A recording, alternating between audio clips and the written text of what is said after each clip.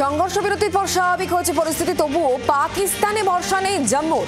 সেনাবাহিনী সমর্থনে বিশাল মিছিল থেকে ইসলামাবাদকে আরো কড়া জবাব দেওয়ার দাবি তুলেছেন জম্মুবাসী। দাবি তুললেন পাক অধিকৃত কাশ্মীর ফিরিয়ে নেওয়ারও।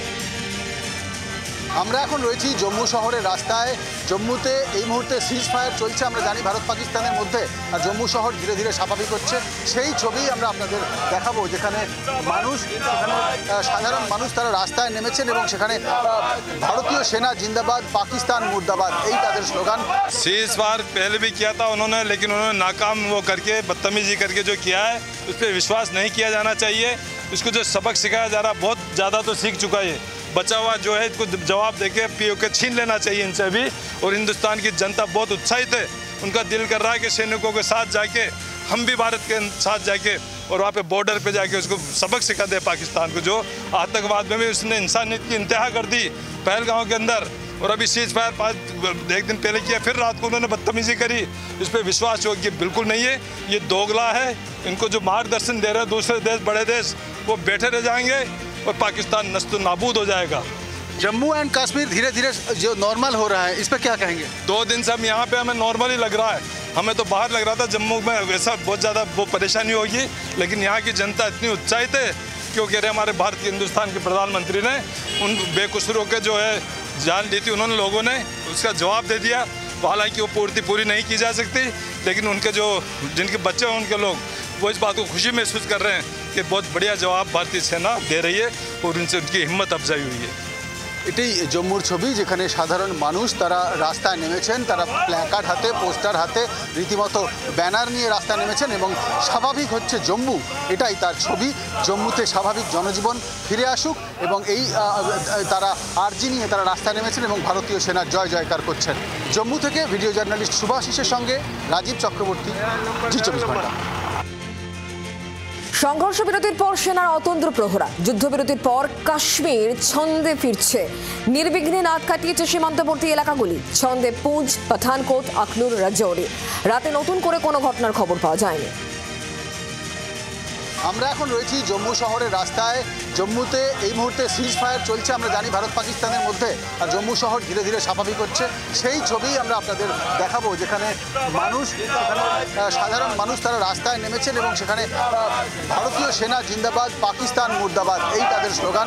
सीज फायर पहले भी किया था उन्होंने, लेकिन उन्होंने नाकाम वो करके बदतमीजी करके जो किया है उस पर विश्वास नहीं किया जाना चाहिए।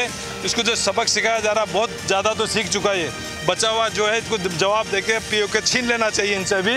और हिंदुस्तान की जनता बहुत उत्साहित है, उनका दिल कर रहा है कि सैनिकों के साथ जाके हम भी भारत के साथ जाके और वहाँ पे बॉर्डर पे जाके उसको सबक सिखा दे पाकिस्तान को, जो आतंकवाद में भी उसने इंसानियत की इंतहा कर दी पहलगांव के अंदर। और अभी सीज फायर एक दिन पहले किया, फिर रात को उन्होंने बदतमीजी करी। इस पर विश्वास योग्य बिल्कुल नहीं है, ये दो। ছন্দে পুঞ্চ, পাঠানকোট, আখনুর, রাজৌরি।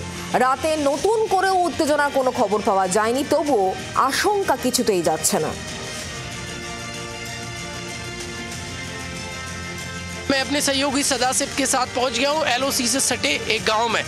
यहां पर पाकिस्तान की तरफ से जो गोलाबारी और ड्रोन अटैक किए गए, उसमें बड़ी तादाद में घरों में नुकसान हुआ है, घरों के पर कच्चे उड़ गए। ग्रामीण इस वक्त मेरे साथ मौजूद है। क्या नाम है चाचा आपका? अब्दुल खालिद। ये बताइए, ये कौन सा गाँव है? ये रावतपुरा है। अभी गाँव में सब ठीक है, शांति है? आज तो ठीक है, ठीक है। कब से शांति है? सब शांति। 2-4 गाँव पिछले जो कुछ दिन हो गए ना, वो बहुत परेशानी हो गई। कल से थोड़ा बहुत मोमेंट है, शुरू होने लगी है। अभी तो हालात पर कोई भरोसा नहीं है। अभी इन्होंने 12 बजे का टाइम दिया है, अब 12 बजे क्या हो जाएगा बाद में पता चलेगा क्या हो जाएगा। क्या भरोसे लायक नहीं है? अभी तो कोई भरोसा ही नहीं है। लोग कह रहे हैं कि एक बार आर पार हो जाना चाहिए, युद्ध हो जाना चाहिए, ये टेररिज्म खत्म हो जाएगा तो आराम से लोग रह लेंगे। आजकल का युद्ध ये तो आर पार की लड़ाई नहीं, ये तो बर्बादी है। कोई रहेगा ही नहीं, फिर जमीन ही रहेगा, चाहे आपको कोई भी यहाँ रहे, जमीन ही रहेगा आर पार।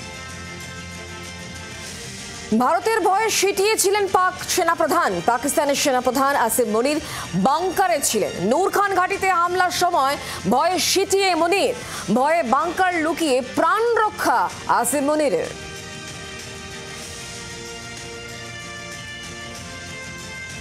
ভয়ে লুকিয়েছিলেন পাক সেনাপ্রধান আসিম মনির।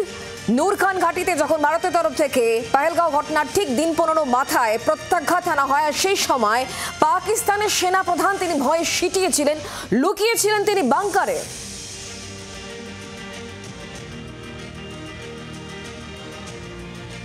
ভারত পাক স্নায়ুযুদ্ধের আবহে বড় বয়ান ইসরোর তরফ থেকে 10টি উপগ্রহ দেশের নিরাপত্তায় নিয়োজিত রয়েছে। সর্বক্ষণ নিরাপত্তায় বাড়তি নজর রয়েছে বলে জানান ISRO chairman. Satellite technology, without drone technology, we cannot achieve that. Today I am happy to inform that at least 10 satellites are continuously working, 24/7 working for the strategic purpose to ensure safety and security of the citizens of this country. কবে ফিরবেন বাঙালি জওয়ান পূর্ণম কুমার সাউ? পূর্ণমকে ফেরানোর প্রসঙ্গ উঠতে পারে DGMO স্তরে বৈঠকে। এখনো পাকিস্তানের হাতে বন্দী বিএসএফ কনস্টেবল, ভারতের হাতে বন্দী রয়েছে এক পাক রেঞ্জার। দুদেশের ডিএমওদের মধ্যে যে বৈঠক রয়েছে, সেই বৈঠকে কি দর কষাকষি হতে পারে? নজর সেদিকে। দিন হয়ে গেল বিএসএফ জওয়ান পূর্ণম কুমার সাউ পাক রেঞ্জার্সের হাতে বন্দী রয়েছেন। এখনো পর্যন্ত গতকাল মুখ্যমন্ত্রী ফোন করেছিলেন পূর্ণম কুমার সাউয়ের স্ত্রী রজনীকে, তার সঙ্গে কথা হয়েছে দীর্ঘক্ষণ। একটু তার সঙ্গে কথা বলে জানবো যে আজকে যে বৈঠক রয়েছে দুই দেশের মধ্যে, কি বলবেন, কতটা আশা করছেন? দেখুন, আজ কালকে তো সিএম মমতা দিদি ফোন করেছিলেন। তিনি বললেন কি আজকে একটা খুব বড় মিটিং আছে, যে ডিআইজি লেভেলে মানে পাকিস্তান ইন্ডিয়া দুটো থেকে মিটিংটা রয়েছে। তো উনি বলেছেন কি নিশ্চয়ই আপনার হাজবেন্ডকে নিয়ে ওরা কথা বলবে, একটু ওয়েট করুন, মানে এই সপ্তাহে বা এক সপ্তাহ বা 10 দিনের মধ্যে উনি ইন্ডিয়া চলে আসবেন, মানে ওরা রিহা করে দেবে, তাই বললেন। আর কি বিকাল অবধি হয়তো কিছু খবর পাবো আমরা। ভারত পাকিস্তান ডিজিএমও পর্যায়ের বৈঠকের আগে দিল্লিতে মেগা বৈঠক শেষ হয়েছে। বৈঠকে আগে মোদি বাসভবনে সিডিএস পৌঁছে যান। মোদির বাসভবনে বৈঠকে 3 সেনা প্রধানও বৈঠকে যোগ দেন জাতীয় নিরাপত্তা উপদেষ্টা অজিত দোভাল। দিল্লিতে মেগা বৈঠকে যোগ দেন বিদেশমন্ত্রী, প্রতিরক্ষা মন্ত্রী, বিদেশ সচিবও।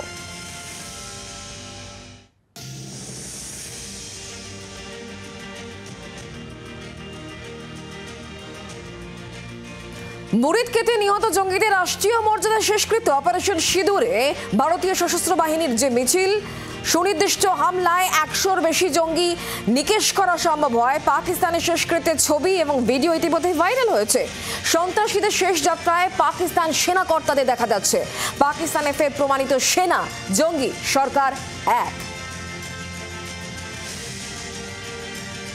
झेलम और चनाब अब संपूर्ण रूप से भारत सरकार के अधिकार में है, अधिकार क्षेत्र में।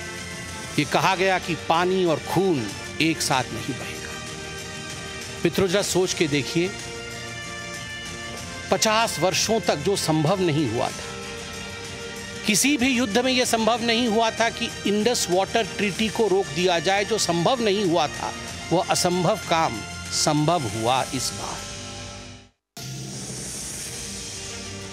যুদ্ধের আবহে বাজারে কিছু ফোড়ে বা ফটকাবাজ সবসময় দাম বাড়াতে চেষ্টা করে। নবান্ন থেকে মুখ্যমন্ত্রী মমতা বন্দ্যোপাধ্যায় এই বিষয়ে সতর্ক করেছিলেন আগেই, আর তারই নির্দেশ মেনে কলকাতার সবথেকে বড় পাইকারি বাজারগুলোতে টানা পরিদর্শন চালাচ্ছে এনফোর্সমেন্ট ব্রাঞ্চের টাস্ক ফোর্স। দুদিন আগে শিয়ালদা কোলে মার্কেটের পর আজ টাস্ক ফোর্স 2 ঢু মেরেছে উল্টোডাঙ্গার পাইকারি বাজারেও।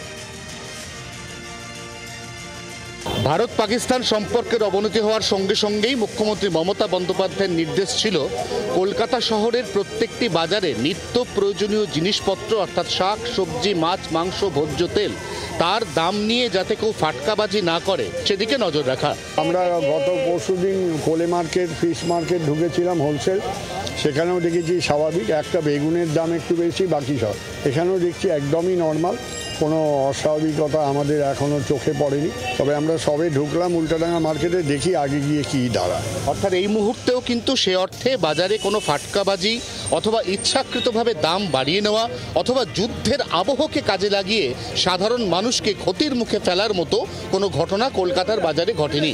এই অবস্থাতে আজকে অত্যন্ত গুরুত্বপূর্ণ বৈঠক রয়েছে, যে বৈঠক হটলাইনে হতে চলেছে ডিজিএমও স্তরে ভারত এবং পাকিস্তানের মধ্যে। সেই বৈঠকের পরে স্থির হবে এই দুই দেশ এই ভবিষ্যতে ঠিক কী অবস্থান নেবে। কিন্তু তার আগে পর্যন্ত কলকাতার বাজারে সেই অর্থে দুশ্চিন্তার কোনো কারণ নেই বলেই মনে করছেন এনফোর্সমেন্ট ব্রাঞ্চের টাস্ক ফোর্সের সদস্যরা। 24 ঘন্টার জন্য ক্যামেরায় তরুণের সঙ্গে অয়ন, উল্টোডাঙ্গা বাজার, কলকাতা।